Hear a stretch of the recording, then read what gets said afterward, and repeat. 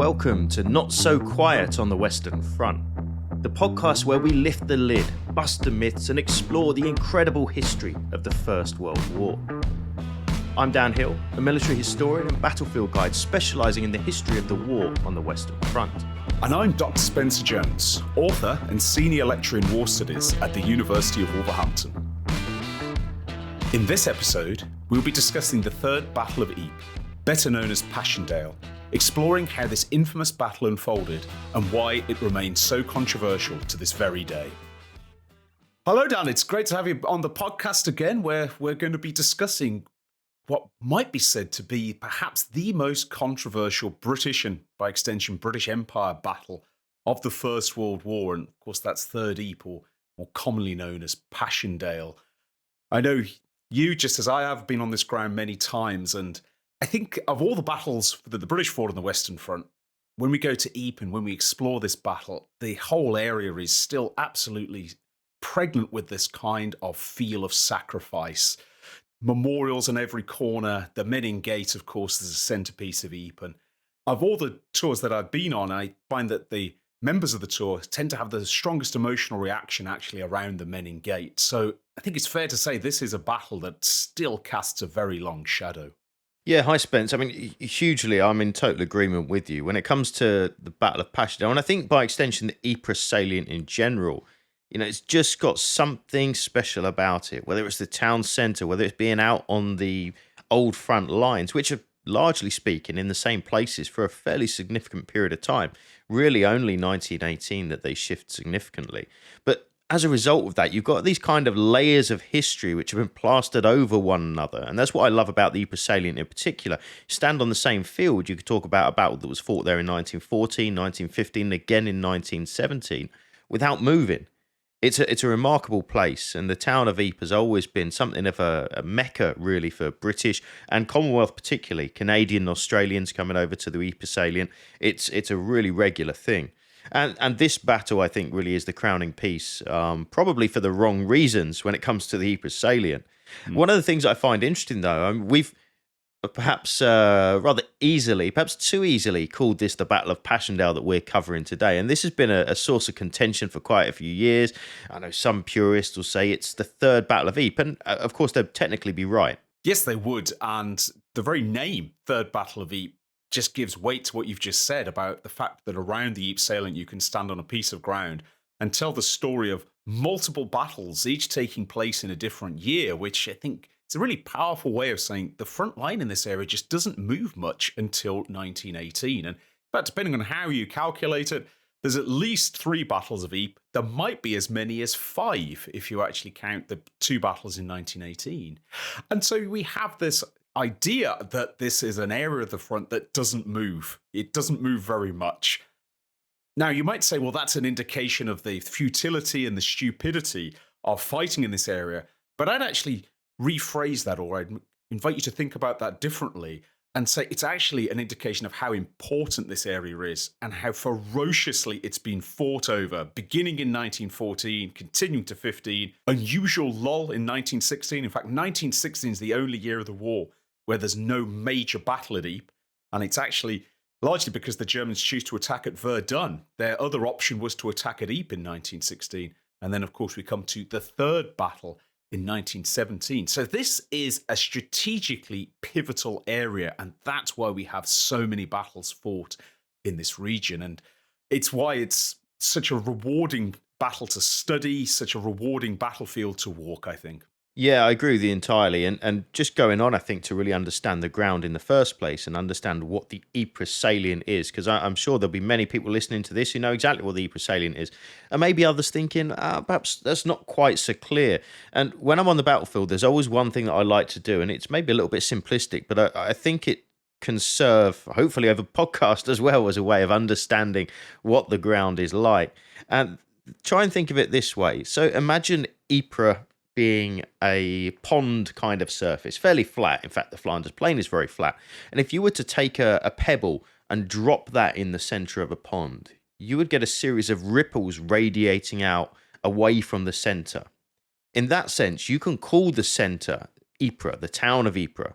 And the ripples, if we're talking only to the north, east, and south, Radiating out from there are going to be the three major ridges, which in effect look down on the town of Ypres itself. The first one of those being the Pilgrim Ridge, the second one being the Broodsin Ridge, and the third and final one of which the battle ultimately takes its name, being the Passchendaele Ridge. And it's the control of those three ridges which is going to be absolutely vital to the fighting in and around Ypres. And it's going to be why there are, believe it or not, 25% of all British casualties in the Great War are suffered within this 6 mile front or something along those lines. Staggering numbers of casualties for a pretty small area. But the question is, why do we need to even be holding that pebble in the pond in the first place? And that's a really big one. Yes, it is. And it speaks to the reasons why there are so much intense fighting in this region.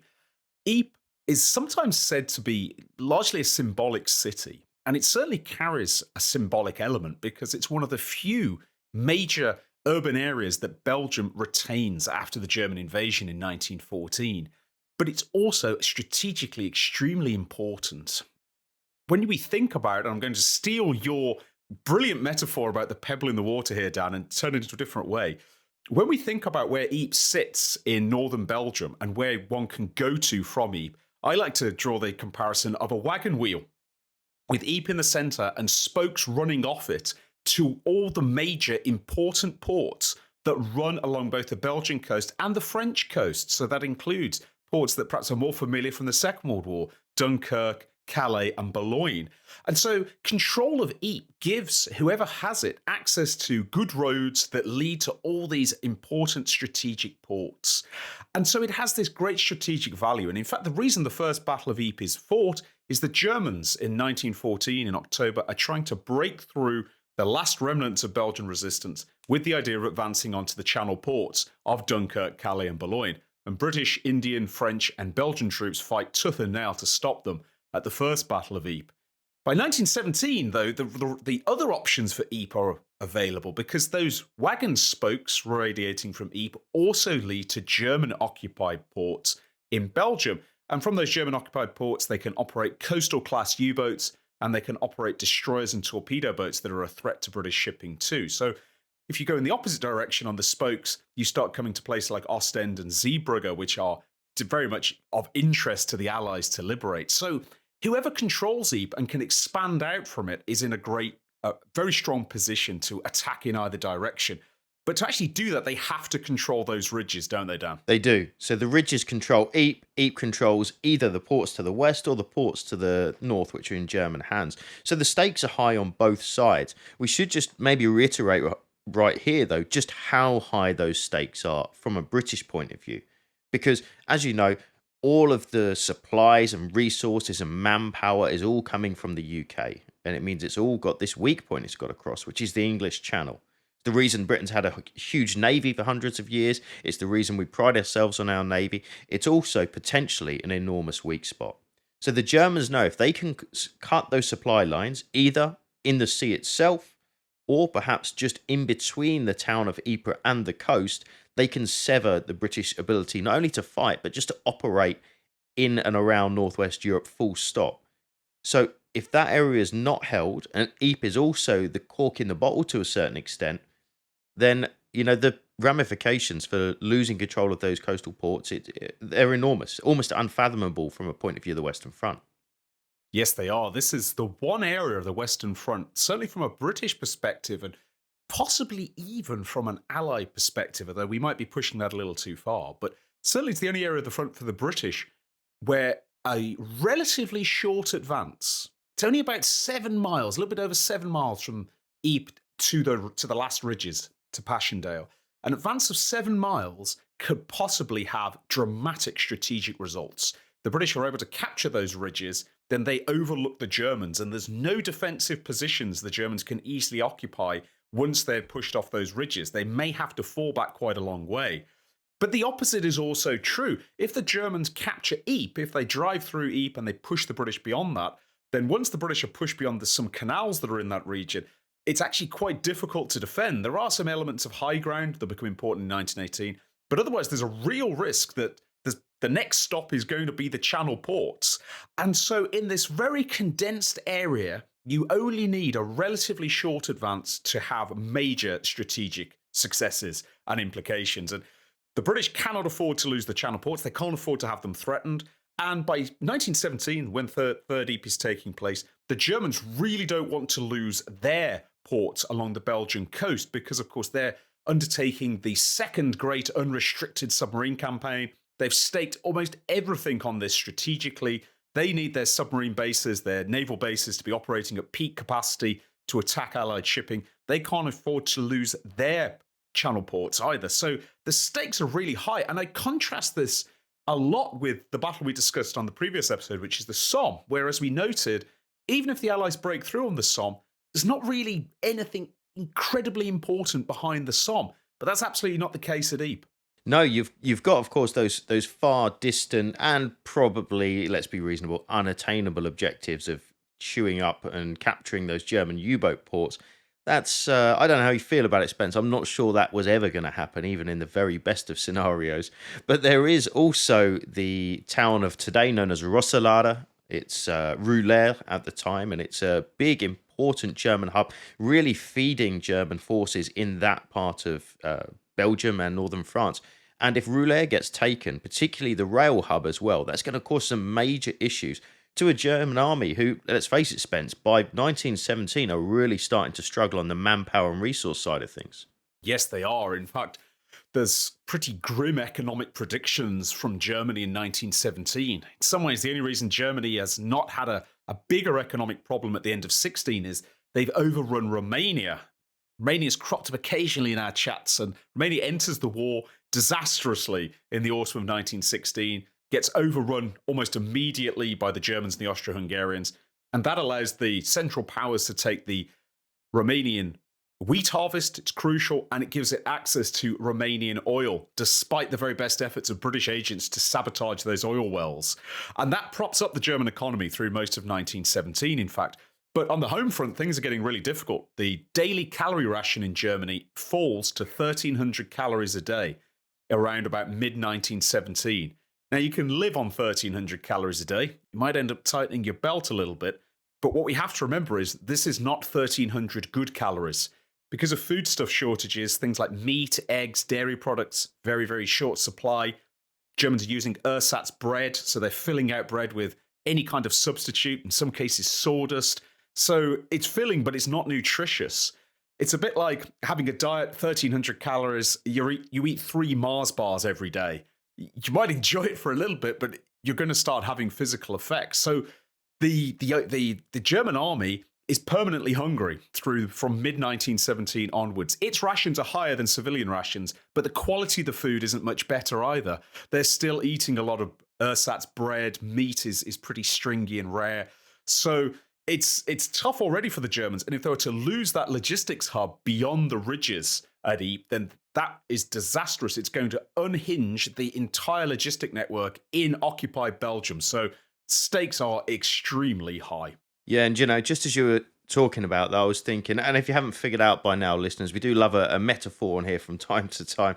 I was just thinking of how we once explained this out on the battlefields, actually, and it's almost you can take from a British perspective in 1916, take a monopoly board, for example. Britain and her empire have houses and hotels on pretty much everything, every single square on the monopoly board. And the Germans have a hotel on Old Kent Road, if you're using the British version of the game. So there's a lot of places they can't go to get resources. Really, I think Sweden is probably their biggest asset as far as a German food output goes. But Britain can call on, and does, from all over the empire.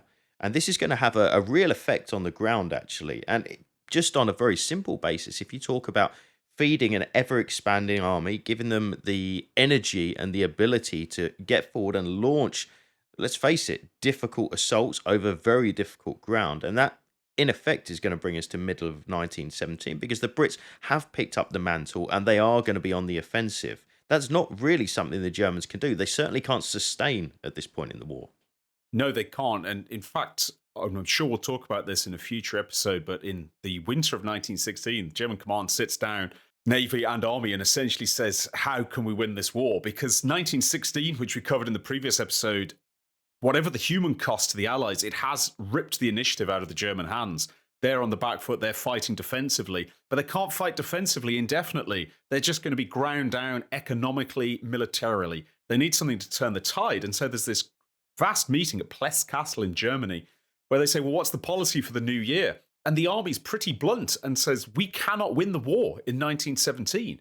We may win victories, particularly against the Russians, who are quite weak at this stage, but we're not going to win the war. We need the Navy to do something. And so the Navy rolls the dice and it decides it's going to try and starve Britain into submission with an all-out U-boat offensive, even though they know that will bring America into the war. It's discussed openly. The minutes of this meeting are still in existence. They know America will come into the war, and they say, well, that's a risk worth taking. We think we can starve Britain in 6 months. I'm sure we'll cover that in another episode. And America won't be ready for a year.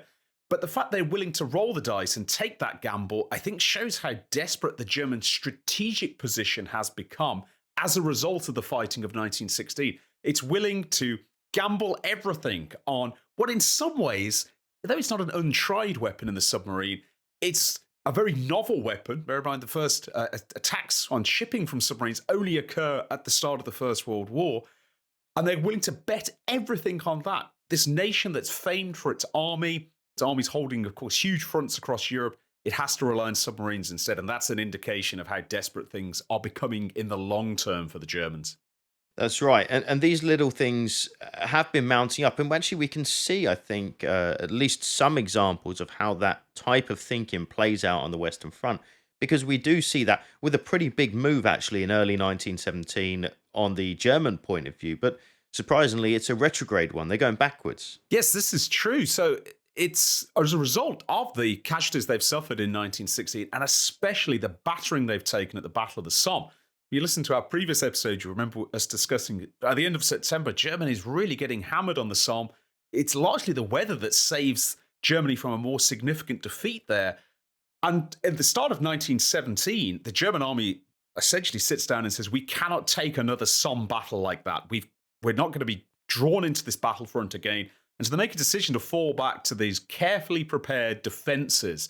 It's the biggest voluntary retreat the Germans have made on the Western Front since the beginning of trench warfare. And they fall back to a position that in some ways will become notorious during the war. It's the Hindenburg Line, of course. It is indeed. So very, very, well, at least on paper, very highly and detailed construction goes into the works. Of course, it's worth bearing in mind, digging trenches when you're directly facing the enemy is a particularly difficult thing to do. But being able to fall back a few miles and dig behind your own lines actually gives you a lot more opportunity to dig trenches in a more scientific manner and crucially, not under enemy fire, at least not any short range. And so the Hindenburg Line is going to be constructed. It's going to ease up German manpower somewhat by shortening the line. It's going to make better use of terrain features. And the idea is it's going to provide something of a buffer zone that the German army can then fall back onto.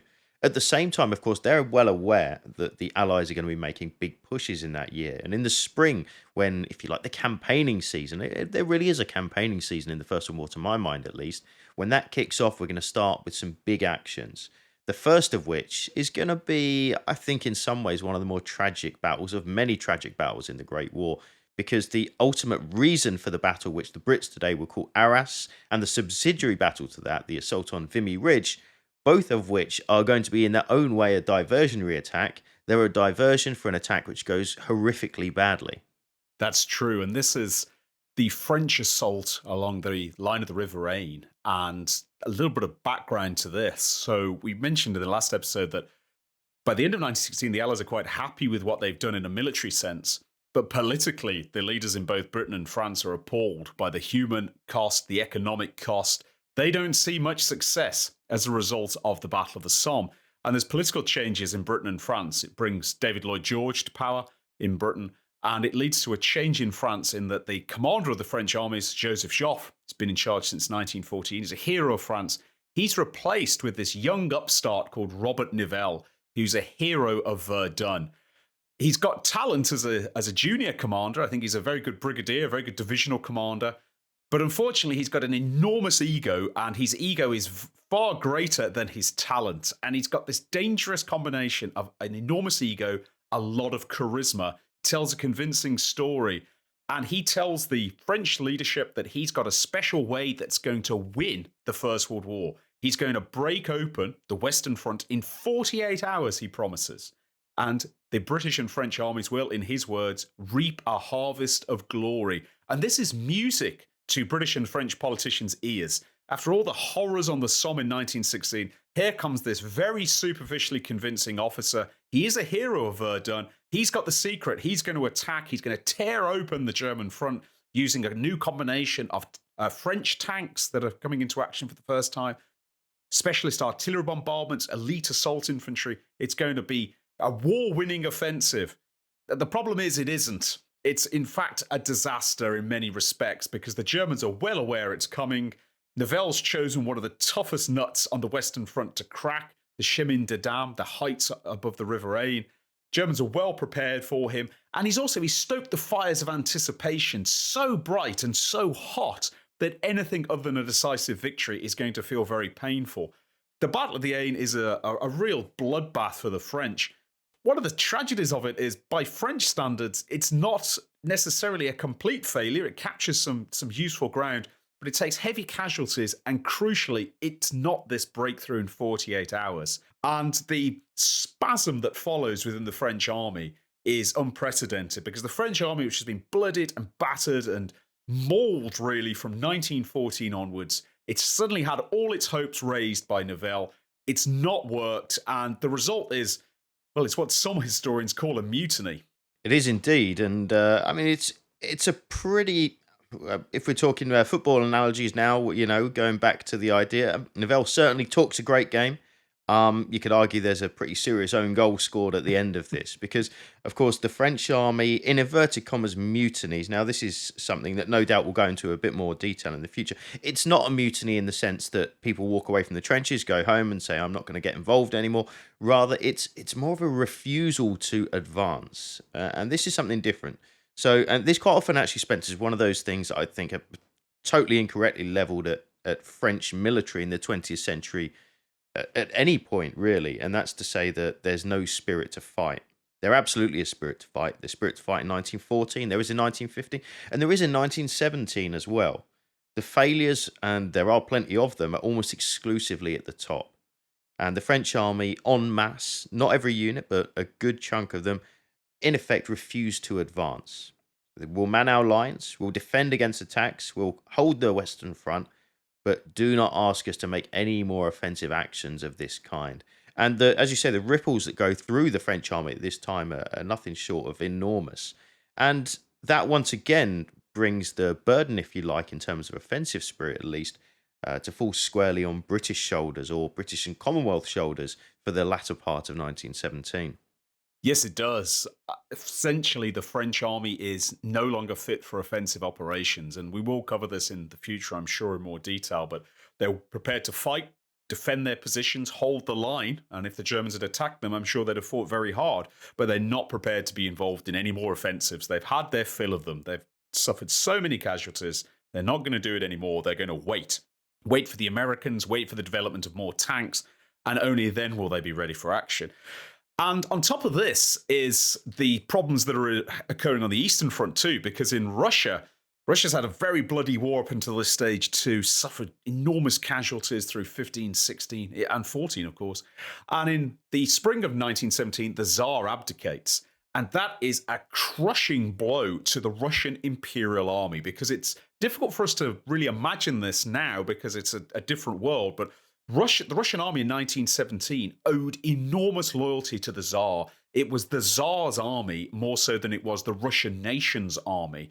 And for the vast mass of peasant soldiers who made up that army, they didn't really understand what they were fighting for in terms of democracy, in terms of representative government. That was just foreign language to soldiers who'd been conscripted from Central and Eastern Russia. And the disappearance of the Tsar tore the heart out of the Russian army in a way that wasn't really fully understood at the time and wouldn't be really felt, or the full effects wouldn't be felt until after the Bolshevik Revolution later in the year. But it meant that essentially the Russian army was now on life support. It was suffering mass desertions as peasant soldiers just left. They got nothing to fight for. It was becoming less a question of whether the Russians could participate in any offensives and more, could they just hold the line in the east? The British weren't fully aware of how bad things were in Russia, but they had an inkling of them. And so imagine the situation when you're assessing this from a British perspective. The French have mutinied. They're not going to attack anymore. The Russians are teetering. They've got serious problems. If you just sit aside as the British and say, we're not going to do anything, you open up both your allies to serious problems. If the Germans throw everything against the Russians, they could knock them out the war. What if the Germans throw everything against the French? We know now the French were prepared to defend their positions, even if they weren't prepared to attack. But the British weren't completely convinced of that. All they knew was that there was serious disorder and ill discipline in the French army. Can't really rely on them anymore. And so the British have to choose somewhere to actually attack and carry on the battle. And that's a big ask. If you consider the Germans held off all three major allies and Italy in 1916 during the general offensive, you're now asking Britain and the British Empire to step up and say, do what four nations combined could not do in 1916. It seems almost an overwhelming ask. There's strategic pressure to do it, of course, but there's also some positives that the British can draw on, because the British Army is not the British Army of 1916, is it, Dan? Absolutely not. There have been, as we spoke about in our previous episodes, actually, there are certainly lessons learned. There are big improvements made at lower levels as well, I think, which is really crucial when it comes to battlefield tactics. Of course, none of these lessons have come free. They've been hard won, and they've come at the cost of many, many lives that you still see throughout the Western Front to this day. But, and this is one of the big buts of the Great War, but lessons have been learned. There are new ways to do things. And one of the things I think that is quite often spoken about, certainly amongst geeky military history circles like ours, is British Army pamphlets in 1917. Spencer, I know you've got a copy somewhere within arm's reach of you. I would imagine there's one somewhere. So tell us what we're talking about. Well, this is the celebrated SS series. Now, that's not the SS of the Second World War. This is actually a code for the stationary office of the British Army. And beginning in 1916, the Army starts to produce these pamphlets that are all coded SS and then a number. And these are pamphlets, they're short, they're about A5 size, so you can fold them up, stick them in a jacket pocket, that are full of tactical advice and tactical principles. There's a range of them covering every fighting arm you could think of: artillery, tanks, engineers, sniping, mortars, machine guns, loads and loads and loads of them. But the big one that changes the whole way the British Army thinks and it acts and it fights is SS 143, which is essentially a pamphlet of platoon tactics, because the British Army is moving, it's changing its organization from a system where everybody carried rifles. Every infantryman was a rifleman. Some would carry grenades as well. Some might wield a machine gun, to now a platoon system where a platoon is about 30 men. It's broken into a series of sections. There's a HQ section, it's usually commanded by a second lieutenant, the youngest and most junior officer you can have, and some staff. Then it'll have a rifle section, so men with rifles who can shoot accurately and possibly go in with a bayonet if necessary. You'll have a hand grenade section called a bombing section. They're self-explanatory. They're going to throw lots of grenades to keep everyone's head down. You'll have a machine gun section. They're carrying a Lewis gun, which is a man-portable light machine gun known as the Belgian rattlesnake by the Americans. Rapid firing, easy to transport, can put down a good amount of fire. And you'll also have a rifle grenade section, which is a special weapon. It's a rifle, but you fit a launcher on the end of it, and it allows you to fire a grenade about 4 times the distance that you could throw one. So with this platoon, you've got an all-arms unit. It's got machine gun, it's got some rifle grenades, which are something like mortars in our world. You've got hand grenades, you've got fighting men with rifles and bayonets, and you've got someone in charge of it. And as a unit, this is designed to deal with just about every problem it can encounter on the Western Front. It can overcome German positions, it can outflank or destroy German strongpoints, it can move forward. And of course, it's not going to operate individually. You've got dozens of platoons moving forward and cooperating with each other. You can combine multiple platoons, you can subdivide platoons. It's an incredibly flexible, useful, and well-armed infantry fighting unit. And in fact, it's so effective, it's still in use today. Yeah, it really is. I mean, it's on a very miniature scale. It's almost the blueprint, the forerunner of the enormous combined arms battles that we see, and we'll cover in the next few episodes in 1918, which eventually unlock that stalemate of trench warfare on the Western Front and lead to victory, of course, in November 1918. This, I think, can be seen in many ways as a very small version of that. It's also worth pointing out as well that the rigidity that we see within structures like battalions in 1915 in particular has really kind of, if not gone entirely, certainly the edges have been softened somewhat, and you get more responsibility being devolved down to lower levels now. So you get platoon officers, company officers, and even non-commissioned officers able to take up far more responsibility on the battlefield and react flexibly. One of those things that we spoke about on the Somme last time out, when that is a major issue, not being able to react flexibly to things on the battlefield. Now, there are also other big improvements, artillery being another one. There's so many things that we could cover here, Spence. I think that the trick is to try and pull out just those key ones when it comes to the Third Battle of Ypres. And with that in mind, I think that's where, because the British Army's eyes turned northwards towards Ypres in 1917, that's exactly what we need to be doing. And we need to figure out, actually, before Ypres happens, what needs to take place first. And the answer to that is, of course, the Messines Ridge.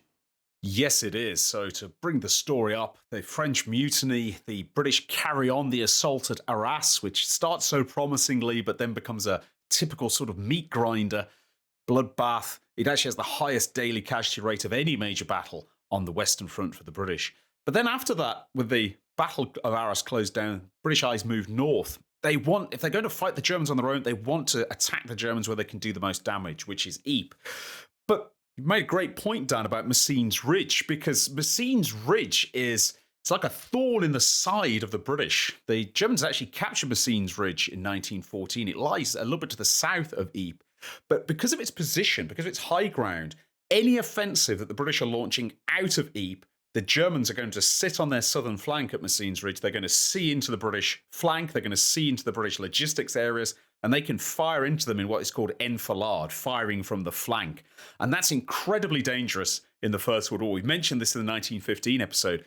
Lots of people who get hit by machine gun fire are actually shot in the side. They're being hit from the flank. The Germans have got this absolute strong point on Messines Ridge. It's got to be eliminated before any Ypres offensive can begin. But the British have got a plan for that, haven't they, Dan? They have, and a bit of good news for a change, at least from a British perspective. There is a set-piece attack, which I think you could argue, and I think with some justification, is perhaps one of the most successful set-piece attacks of the entire Great War. And it allows us to bring in a subject that I find particularly fascinating, and that is tunnelling.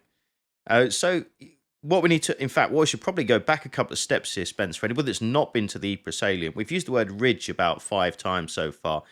I think if you went to Ypres and you looked at various areas, you'd be hard-pressed to find a ridge around there, just to establish here that these ridges aren't very high at all. We're talking 50, 60 metres above sea level in some cases, although there is a pronounced ridge at Messines in the southern sector, and it's beneath which the British, with some significant contributions from Australians, are going to be tunnelling. Their intention here is to undermine, literally the popularization of the word, by the way, in the First World War, to undermine enemy positions, to hollow out a series of cavities beneath key German strongpoints that they've already located using things like aerial reconnaissance and traditional on-the-ground trench raiding, identify those key spots in the German defense on this well-established Messines Ridge, put huge mine charges within them, backfill the entire tunnel, which of course you've got to do because otherwise you're going to blast your own trenches, explosions taking the easiest route to the surface, and then in a synchronized effort at exactly the right moment, these 21 mines, 21 plungers are going to go down. And as a result, 19 mines will go up. We'll probably come back to that in a moment.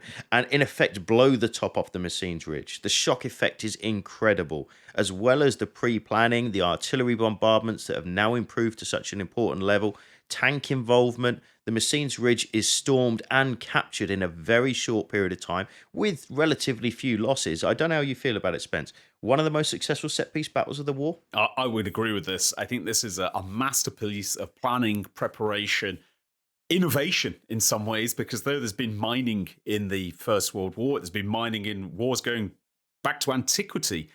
But this is mining on a scale that nobody's ever seen before, detonating these enormous mines, effectively reshaping the geography. It blows the top off the Messines Ridge. If you visit there now, it's substantially smaller than it was the moments before those mines were detonated. But also, you've hit a great point that's often forgotten. It's not just the mines. Mines are extremely important, but it's the assault that follows. Probably the most sophisticated artillery barrage the British have launched up until this point. Of an infantry assault using platoon tactics, supported by tanks in places as well. Tanks have come of age to an extent after their promising but dubious debut on the Somme. You've got all the weapons of war that the British can employ, and they're used to great effect. And this is something that listeners, you might not really be aware of, but Messines Ridge, the Germans know how important Messines Ridge is. It is extremely heavily defended. The Germans don't want to lose Messines Ridge.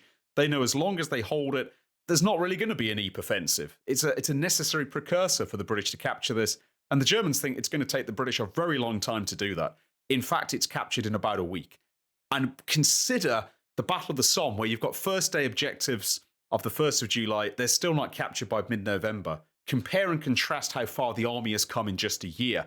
And you can really start to see why the British Army had some hope going into the Ypres offensive. It's just crushed this strong point. Strong point doesn't do it justice. This anchor stone, in a way, on the Western Front. They've captured it with relatively acceptable casualties. If they can do that, surely they can break out and capture those ridges at Ypres as well. Yes, absolutely. The Messines Ridge is a tremendous success, and it leaves the Brits on a high. And as they shift their focus northwards, it really does open up quite a lot of confidence for the summer offensive of 1917, which is going to take place not a million miles away, we should say, from Messines itself. But just to leave on the story of Messines, there's one fantastic quote that I think we have to mention here, Spencer, and it's a staff officer just before the night of the attack being put forward by Brits and Australians, I should say. And you might tell me if you know the officer's name, but the quote is fantastic. And just before the assault and the mine charges go up, he says, "Gentlemen, we may not change history tomorrow, but we'll certainly change geography." And he was right. I'm afraid off the top of my head, I can't remember the officer's name, but I know the quote and a very accurate description of what was about to happen. Indeed, yeah. And just to finish off with this, actually, because two things that always stick in my mind. We mentioned, you might have noticed there, the disparity in numbers. 21 plungers go down on the morning of the assault in June 1917. 19 explosions go up. There's quite a lot of story about this, about whether it's audible in London, it breaks windows on the southeast coast of the UK, and so on and so forth. It's certainly a very loud bang, perhaps the loudest man-made explosion in mankind up until that point. There's a bit of debate about that, but it's certainly a big bang. Although two of those mines don't go off. One of them eventually went off in 1955 in an area called Plug Street. Went off in a thunderstorm, believe it or not, after probably the control cables were hit by lightning, blew up in a field and killed a cow. And the other one still hasn't gone off to this day, and it's beneath a well-known farm not far from Plug Street, and it's still occupied, believe it or not.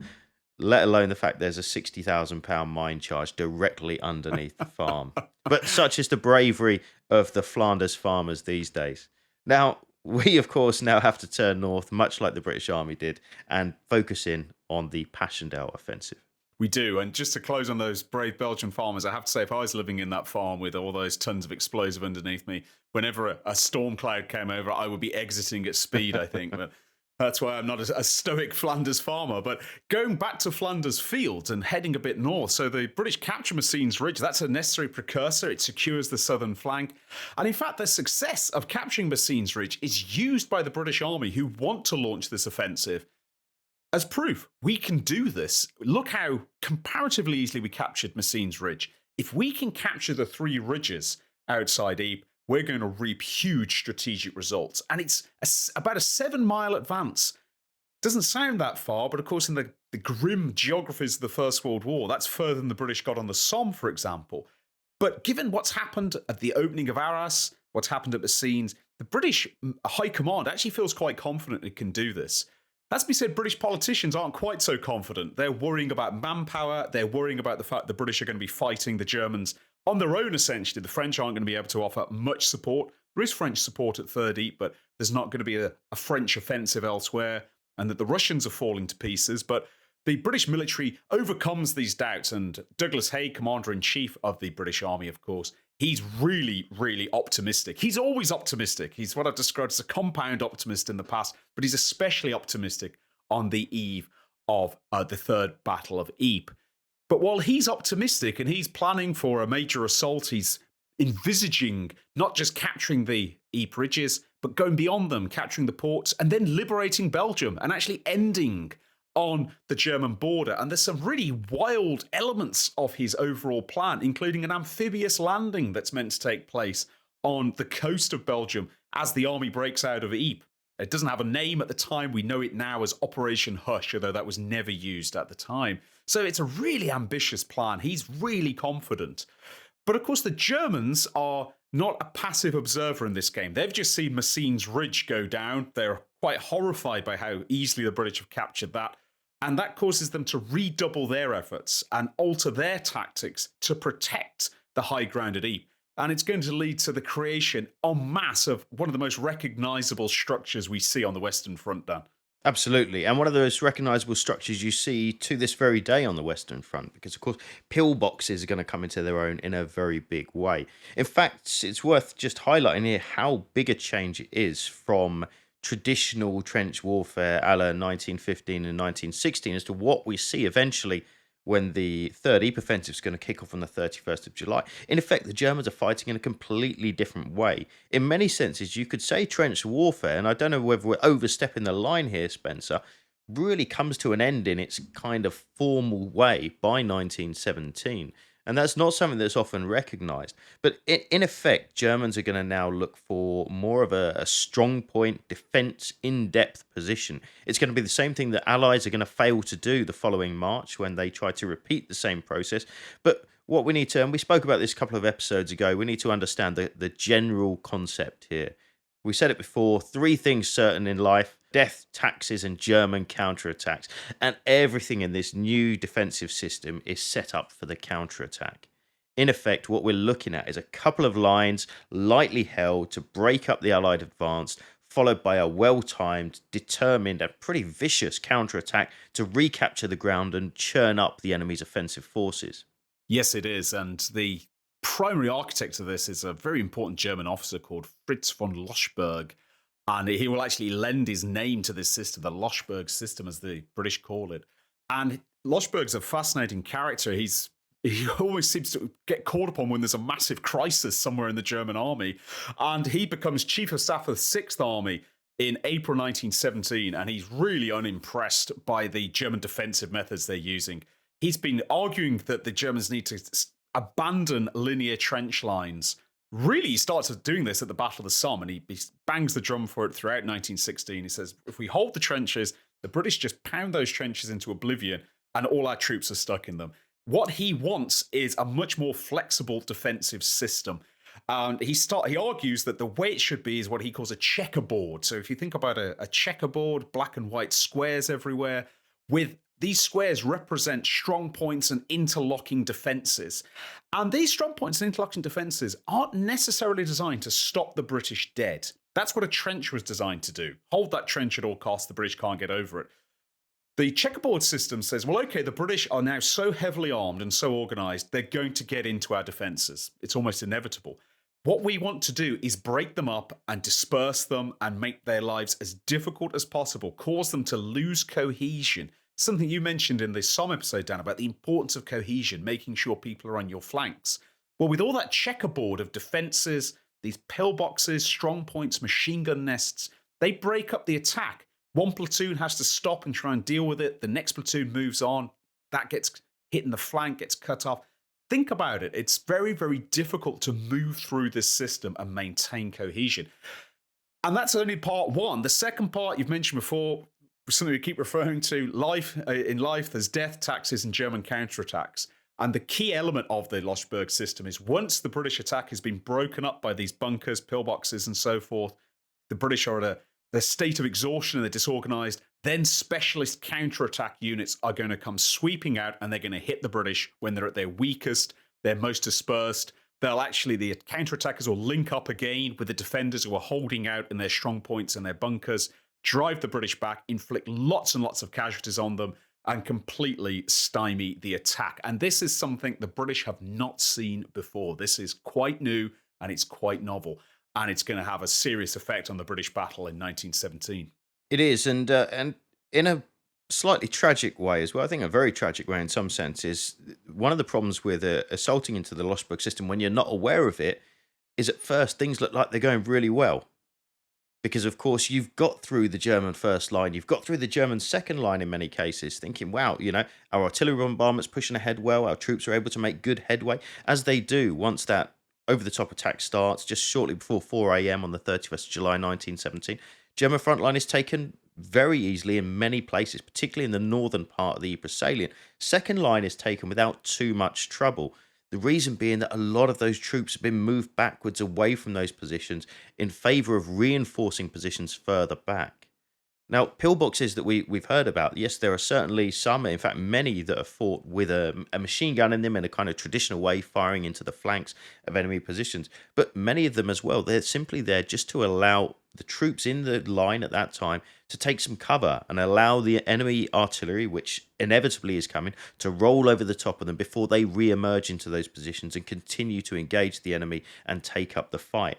In many cases, there are stories of people not firing out of pillboxes at all, but rather reinforcing nearby shell holes, linking those up and creating these islands of defence.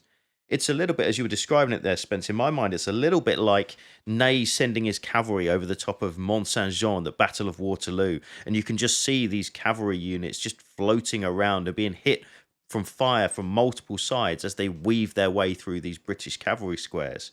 It's the same kind of principle. In fact, it's only about 50 miles away from where this battle takes place, but the idea is the same, and it's amazing how effective it is in those early days.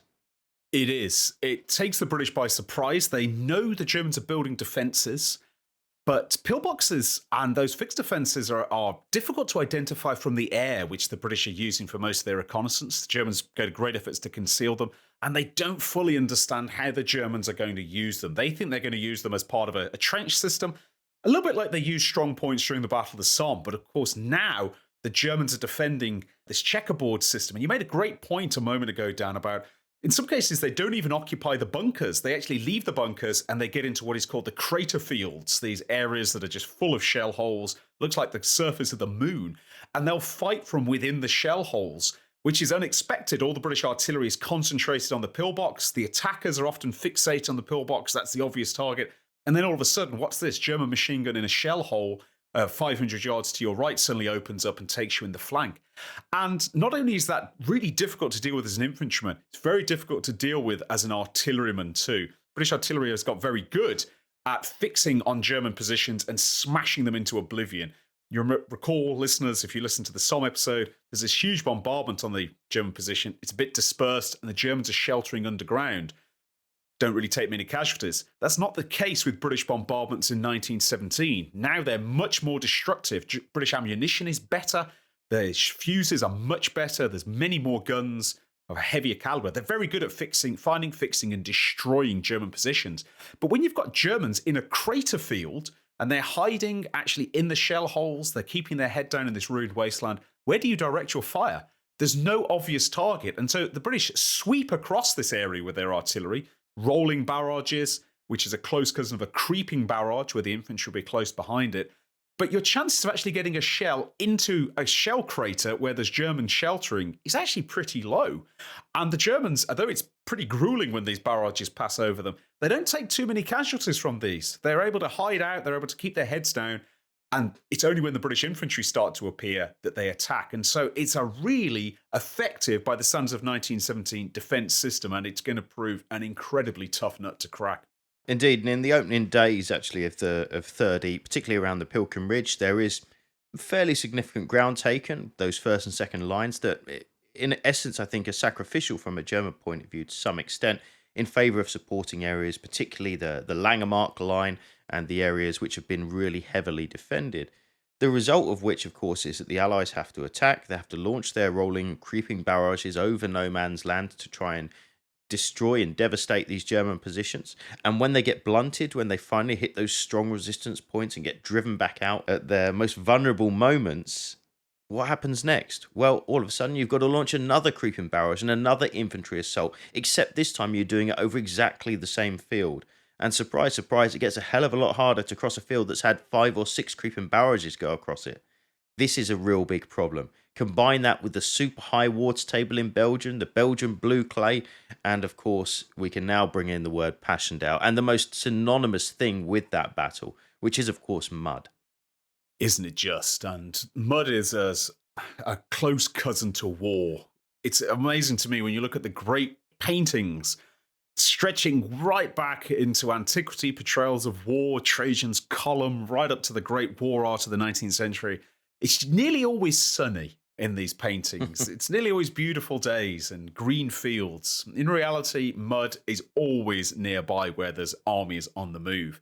And in Ypres, there is a particular kind of mud. And I know you and I, Dan, we've been on these battlefields many times, and we encounter this mud sometimes. I could say, listeners, the only place on the Western Front where I've ever lost a boot, not a shoe, a boot, was actually around Ypres during an extremely rainy tour a few years ago. And this is, of course, in completely relaxed circumstances. Yes, it's wet and raining. Yes, it's a bit unpleasant, but the mud is like something that you can't imagine if you've not experienced it. It is a really deep, nasty kind of mud that will take your shoes clean off.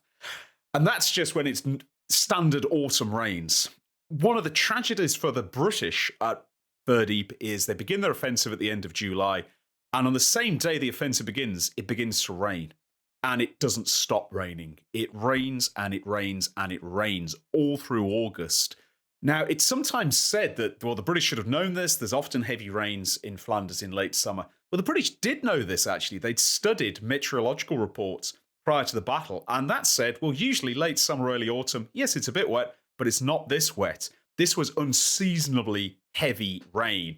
And you mentioned about the destruction of the battlefield. You know, the rolling barrage has gone backwards and forwards across the ground 5, 6, maybe even more times. It's absolutely covered with shell holes. Those shell holes fill with water, and we're not talking a little puddle at the bottom. We're talking waist deep, neck deep. It's no exaggeration, Dan, to say that these shell holes actually become real hazards to life and limb. 100%. And I think as you were talking there, I was thinking back to some of these famous iconic photos of the Western Front in the Great War. And as you rightly say, you know, the weather gets very bad in Ypres. I think sometimes we take those famous photographs that I've got in my mind right now, and we extrapolate them to every major battle of the Great War. Of course, that's certainly not the case. But if there is one place that you can do that, it's really September, October in Ypres in 1917.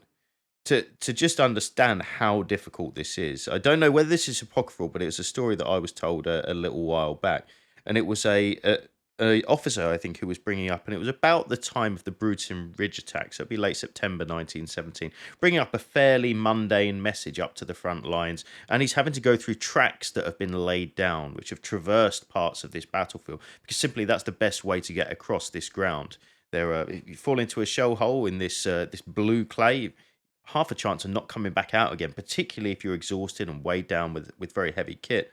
So anyway, this officer brings this kind of mundane note up, and he says he can hear the cry of wounded in no man's land as he passes the area of ground that's just been taken. He also describes that it's raining heavily at the time, and he says in the time it takes him to come up, drop off that message, and then turn around and come back, he says it's noticeably quieter.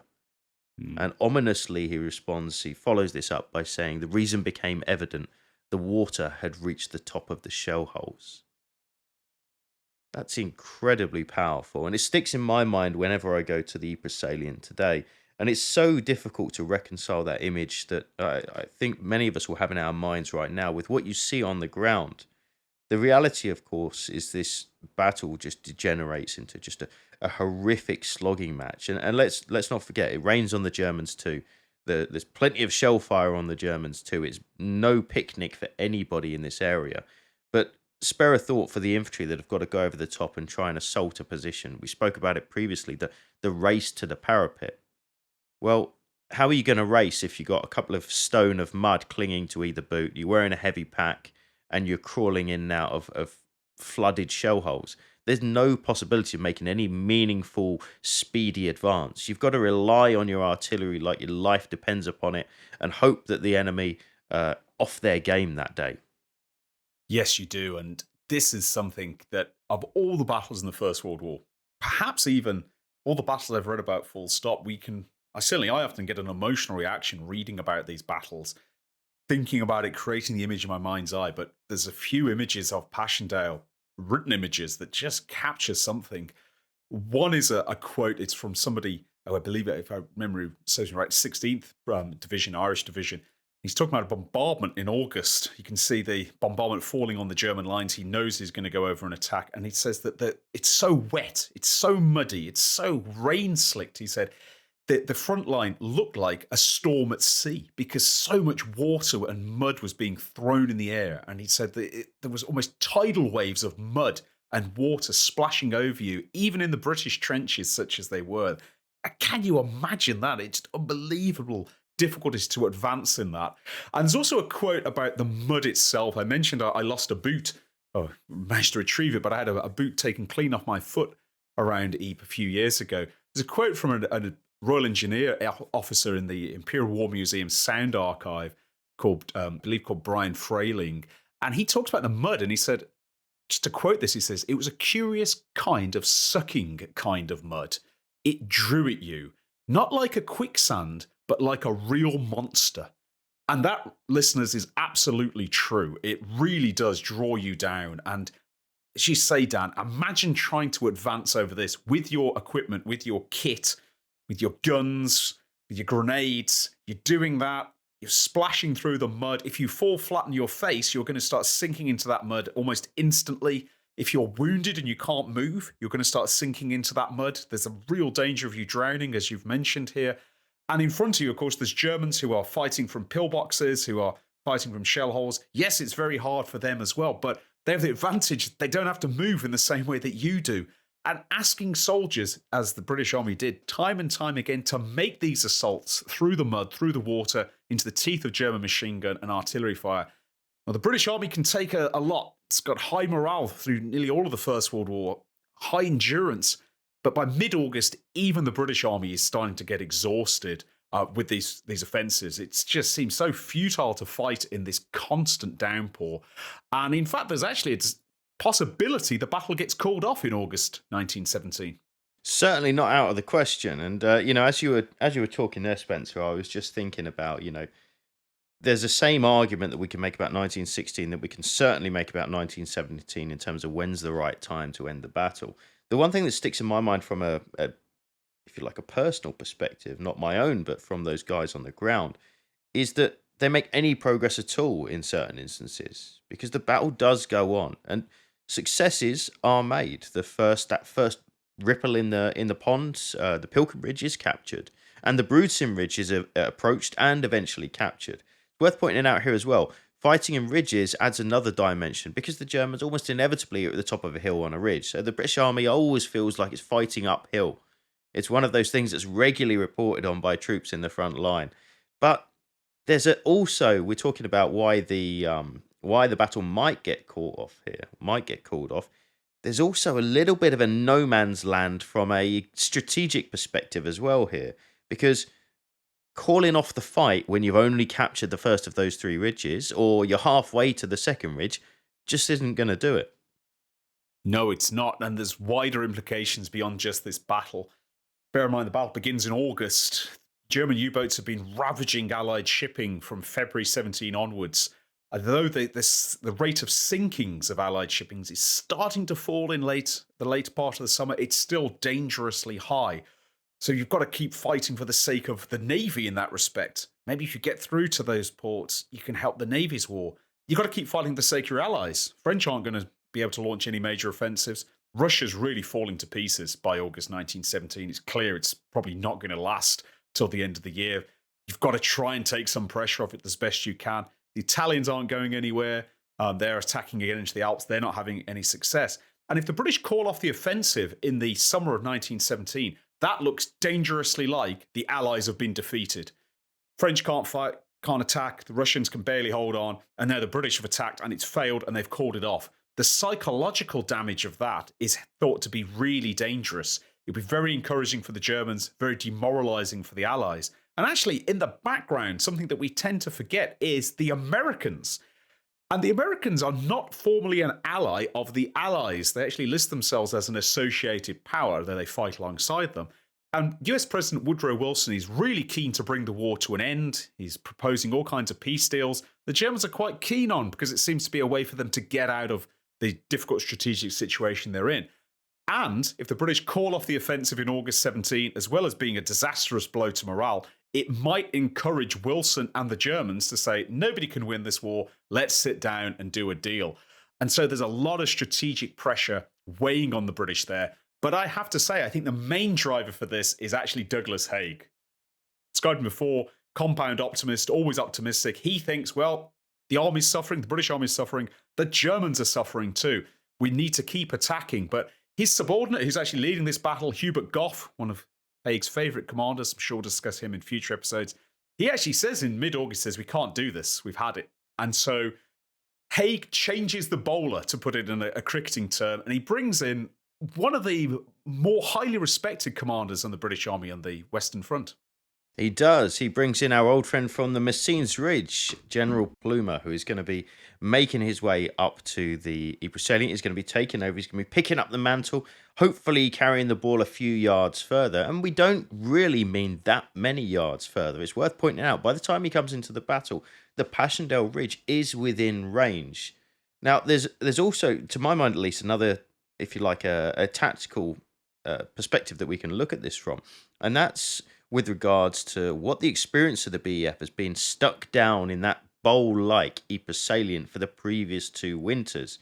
The winter of 1914, the winter of 1915, in fact, the winter of 1916. None of those have been fun to be down there, overlooked by German artillery for an entire winter where you can't move in freezing cold ground with a very high water table. Nobody really wants to go into the winter of 1917 stuck down in that low ground.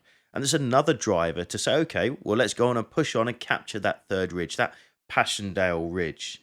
Now, Plumer's, it's fair to say, I think, Spencer's also got some favourite troops. In fact, the BEF in general has some favourite troops. The only people who probably don't feel like they're favoured are the people actually doing the fighting, because we see the same, generally speaking, the same units come into action time and again. And they're generally called in when the going's tough and something significant needs to be done. And these are some of the premier units within the British Army at the time. Ironically, a good chunk of them are not British. We're, of course, talking about Canadian troops and Australian New Zealanders, amongst others. We are, and these are fascinating as case studies about how elite troops start to develop their own identities. One of the advantages the Canadians and the Australians have over British Corps, a corps, by the way, is about 3 divisions. A division is about 18,000 men. The advantage the Australians and the Canadians have is they're homogenous. So whereas the British rotate divisions through corps, which has a lot of administrative advantages, it means that the individual British corps really have their own identities. They're really an administrative organisation for the handling of divisions. But the Australians and the Canadians are not. They always have the same divisions within them. And this means that they start to almost become proto-national armies. They're a corps within the British Army, but they're also Canada and Australia's national armies. They have their own identities. They even have their own ways of doing things, some slight differences in approach, slight differences in attitudes. They're highly motivated, they're highly experienced, and it's not so far to actually say that they're almost considered the closest the British Army probably has to shock troops by 1917. There's also some very good British divisions, I should add. We'll probably get into those in subsequent episodes. But the temptation to use the Australians and the Canadians a lot is always there for the British commanders. The problem is the Canadian and Australian commanders, they're also serving their own national governments. And they can appeal, in fact, to their national governments and ask for better treatment or ask for changes. And for the British, who, of course, are calling on the Canadians and the Australians a lot, and it's expending a huge amount of Canadian and Australian manpower, that's a difficult line to walk as well. And in fact, the Australians in particular are able to say in mid-1917, we're not serving under Hubert Gough anymore because he's treated us extremely badly at a battle called Bullecourt in the spring of 17. So they do have some political power. But the temptation to use them as the battering ram for the British offensives is almost overwhelming. And I think that's why the Canadians get picked to try and carry that last ridge, which is, of course, the Passchendaele Ridge itself. Absolutely. The Australians, as we know, have been brought in beforehand, and they've fought themselves to a pretty bloody standstill, actually, and going to be largely out of action for some time following the capture of the Broodsind Ridge, at which point the Canadians are brought in to try and grab that final piece of high ground and hopefully bring the battle to an end with something that you could possibly argue would constitute success. We'll maybe touch on that in a moment. But of course, for the poor Canadians on the ground, advancing over churned up ground, uphill, cold weather, freezing cold weather, by the way, by the time we get to late October, early November, it's a very, very tough ask.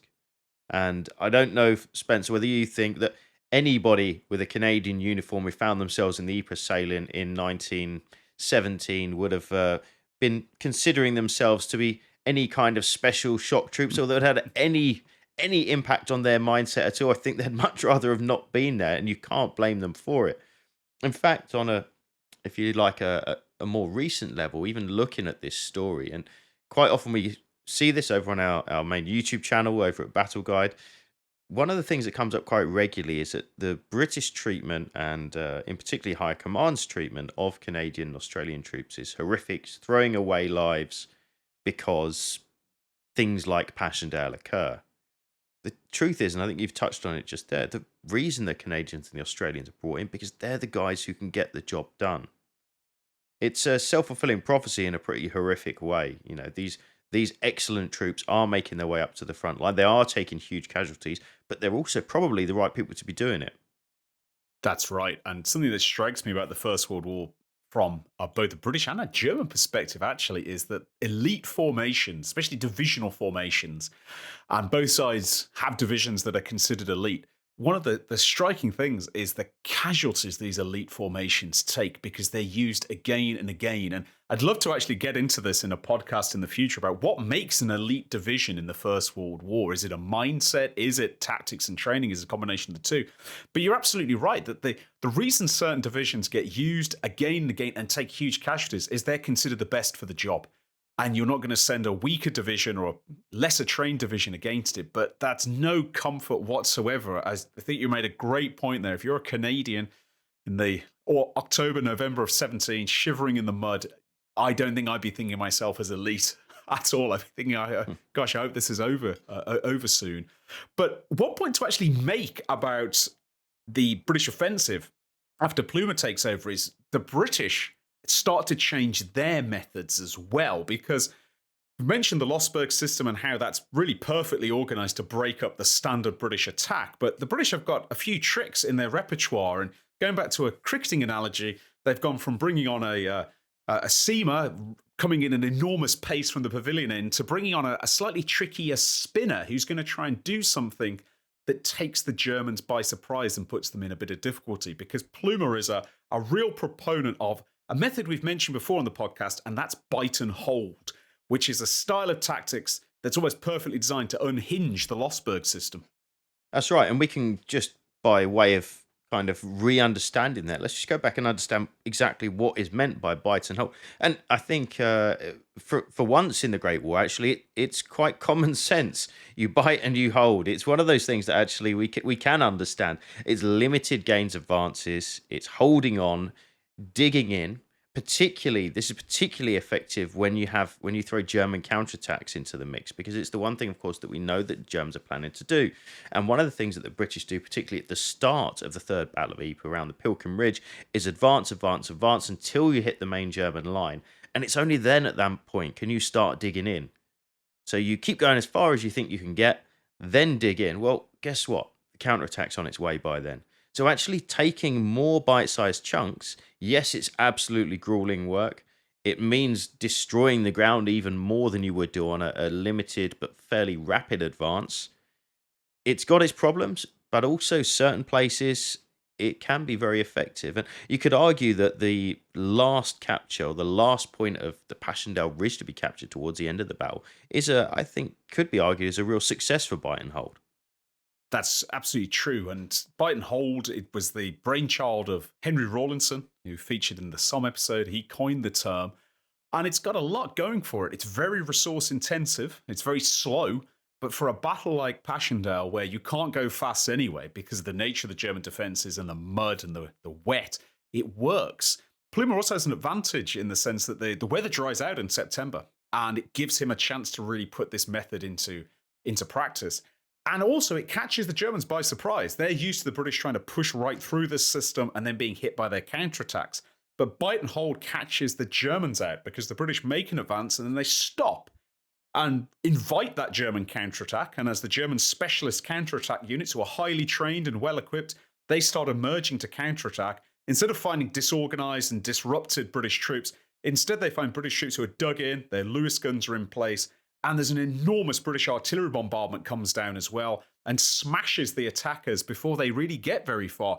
And these methods, certainly the first few times it's tried, really catch the Germans out and inflict terrible losses on the counter-attacking troops, who are the kind of troop that Germany can't really afford to lose. It's going back to that idea of elite troops again.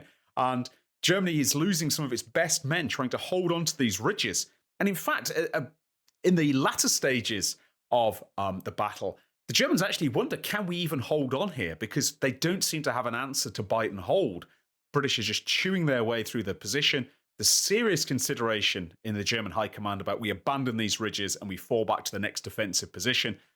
But the weather comes in again because Plumer's had this window of good weather in September, but by October it starts to rain and it just doesn't stop. And that brings us, of course, to the last tragic act, which is the Canadian lunge towards Passchendaele. It does indeed. And I think before we just touch on that final thing, I think that there's maybe a large question that we need to ask here, and that's, should this have taken place in the first place? Should the battle have been called off? Where exactly does that line get drawn? Because something you just raised there, I think, is really important, Spence, because I think far too often in the Great War and talking about the war on the Western Front, we think about things in terms of territorial gains. And I think both you and I have probably done this a little bit too much through this episode as we go through it. But is territory actually the objective? In some cases, yes, and you could argue there's a very specific and finite limit to at least the ridge capturing operation. But what you mentioned there, I thought was really interesting, and that's the idea of the Germans losing troops that they simply cannot afford to lose or they cannot easily replace. Because not only do you have this geographical battlefield going on, you've got the bigger and the broader numbers game running at exactly the same time. So which of those metrics, or is it a combination of the two, do we take to actually understand, well, what constitutes success at battles like Passchendaele? What a phenomenal question. Goodness, we could have an entire podcast on what does a victory look like on the Western Front. And that in itself speaks to the difficulty of gauging victory and defeat in the First World War, because, as you say, the territorial gains, 1914 and 1918 aside, are very small. But the casualties and the damage inflicted on the enemy can be extraordinarily high. And so is it worth fighting a battle that's going to inflict heavy attrition on people? Especially for the Allies, because ultimately the Allies have more manpower than the Germans. They can, in the grim metrics of war, they can afford these casualties. Well, yes, in a grueling way, although that's a very difficult sell for the politicians. But I think from a Passchendaele perspective, from a Third Ypres perspective, I don't think that's foremost in Douglas Haig's mind when he's launching this. I think that he still hopes he can get a breakthrough until very, very late in the day. And his assault onto the Passchendaele Ridge really puts the British Army in a relatively weak position in some respects. It's a position that can't really be held. The entire ridge is never captured. Canadians get onto it. They capture Passchendaele itself, once a village, now just some bricks in the mud. There's a night attack to try and storm it at the very end of November. That fails too. And so the British are left really on an untenable salient on the ridge. And the Douglas Haig, I think, wants to renew that battle in early 1918, but by then he has lost a lot of political credibility. Russia's tumbled out the war. The Italians have been smashed at the Battle of Caporetto. The Allies' war effort has swung once more, and so the British are left with what to show for it, really. Well, they've captured 2 out of the 3 ridges, but that third ridge seems as far away as it did in some respects when the battle began. But on the other hand, the Germans have suffered too. And the Germans can take some comfort in the fact they've held the line, but what a way to hold it. Casualties at the battle about equal, somewhere in the region of about 250,000 casualties each side. And the exhaustion in the troops, I can only begin to imagine at it. A grueling battle, the like of which perhaps there's never seen elsewhere on the Western Front. The mud, the cold, the nature of it, unusually grueling. The thing that sticks out as well is what comes next, because this isn't going to be a particularly pleasant winter for anybody. But of course, very quickly after this short winter break comes an enormous German assault that's going to be hitting those same exhausted troops across, in many cases, that same piece of ground. Certainly, when we talk about the final act in the coming German spring offensive. And so, when you get to the end of Passchendaele and the Third Battle of Ypres as a whole, to sum it up, I think is a very tricky thing to do. We know today that there was plenty more coming. There was in fact, a storm brewing out on the Eastern Front, which is going to eventually deploy on the west. I don't know, Spence, what do you think in terms of summing up this battle? I mean, from the personal point of view, you've got the individual on the ground who are almost exclusively scathing of having to have fought it in the first place, and certainly for the families who lost loved ones, of which there's no small number, as you rightly point out. Passchendaele is a name of nightmares. From the Allied perspective, from an Allied strategic perspective, is it anything less than that? What a great question. And the debate about this is actually still live. It's still continuing because in 1917, you'd have been hard pressed to find anybody except perhaps Douglas Haig on the British side who felt that there'd been a worthwhile sacrifice at Passchendaele. Passchendaele's unique for the British Army, and by that I also mean the British Empire Army, Commonwealth forces on the Western Front, because at the end of this battle, the army is truly depressed. Morale noticeably falls, and it falls for a host of reasons. One, the sense that even with all the new tactics, weapons, and machinery, the army still cannot get through the German trenches. The war's going to go on forever. There's no way to break this. And secondly, because you've asked tens of thousands, hundreds of thousands of men to fight in conditions that are completely impossible to actually fight in. It's miraculous the British achieve what they achieve in many respects. But the soldiers, the officers, they know what they've gone through. And they begin to lose faith, not only in the fact that the war can be won, but also that they're being commanded in an intelligent and sensible way. Now, this never turns into a mutiny on the scale of the French, but the army is depressed over the winter of 17 and 18. Perhaps even elements of the army are really badly shaken, and we'll see some of those, in fact, when we look at 1918, because many of the veterans of Passchendaele end up then facing the German offensive in the spring. And politically, the British are absolutely appalled by what's happened. And in fact, something that's not widely known, because I think Passchendaele's been replaced by the Somme now in British popular and public memory as the epitome of a First World War battle. But right up until the 1960s, it was Passchendaele that was held as the exemplar battle for a British audience. It only got replaced by the Somme in the 60s and 70s for reasons perhaps we'll look at in the future. And I think even now, aside from the Somme, if you were to ask a person on the street, can you name a First World War battle? I would probably say they'd say Gallipoli, Somme, and Passchendaele. It's still got a weight that weighs somewhere in the British conscience and indeed the wider British conscience. So it's difficult to speak of a victory there. That said, to use my favourite line, it's complicated because the Germans come out of this battle as well, absolutely exhausted. And although Ludendorff, commander of the German forces in the West, he describes it as the greatest defensive victory the Germans ever won. One with big strategic results. They retain the Belgian ports. It's come at a really unsustainable cost because the casualties to some of the best German troops have been very high. And worryingly for the Germans, they don't really have an answer to bite and hold. The Germans aren't stupid. They know the weather has helped them. Perhaps it's even saved them. And that if the weather had been more reasonable through August, September, and into October, they might well have been pushed off those ridges. And think about the German position here. They fought from trenches for 14, 15, and 16. That stopped being working by early 17. They've moved to the Lossberg system. That works for a while. But now the British have countered it again. And from a German perspective, the long-term prospects are pretty bleak. If Passchendaele's a victory for the Germans, it's the kind of victory you can't have too many of or you're going to lose the war. So assigning victory and defeat at Passchendaele, incredibly difficult. And I think that speaks to just the difficulty of assigning victory and defeat in the First World War in general.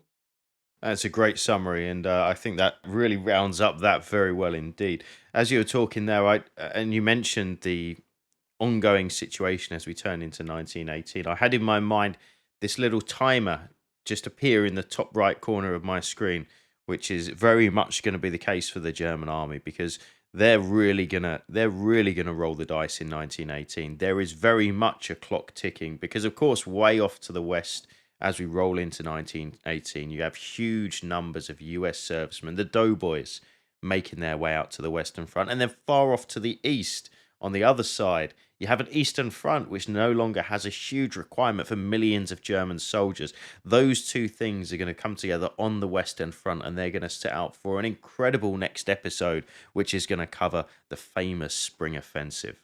So, guys, that brings us to the end of our latest podcast. We hope you found it really interesting. If I can just finish with a quick request of you, if you're watching us on anything like Spotify or Apple Play Store or right here on YouTube, wherever you might be, it really, really helps us to share this podcast with as many people as possible. If you just drop us a quick review, let us know what you think. There's a rating system that you can use. Give us a quick comment. Share this with your friends and family. Spencer and I, absolutely love talking to you about this fascinating subject, and we hope to continue to do so in the future. So do please take a moment, drop in a quick review wherever you're listening.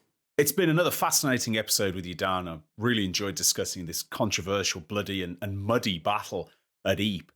And of course, Ypres will then play a big role in the next battle we're going to look at, which is the German Spring Offensive, beginning in March 1918 and roaring through the entire spring of that year. As Germany, as you've said earlier, rolls the dice, tries to win the First World War with one last heave of its armies, destroying the British and the French before the Americans can arrive in strength. It's an incredible period of combat that doesn't look anything like any other period of the First World War, and we're looking forward to discussing it with you next time. You've been listening to Not So Quiet on the Western Front, a Battle Guide production. If you've enjoyed this podcast, why not check out the Battle Guide YouTube channel, where we regularly release documentaries exploring some of the most famous and extraordinary episodes from throughout military history. If you'd like to support the Battle Guide team to create more content just like this, why not head over to our Patreon, where for the cost of just a cup of coffee, you can get access to full-length virtual battlefield tours, exclusive behind-the-scenes content, decide which subjects we cover in future podcasts and videos, and join a fantastic community of like-minded people. That's all this time. See you again soon. Don't know. I'm trying to think of a word and I cannot get it in my mind. But to remind me, there is a great quote I'm going to mention.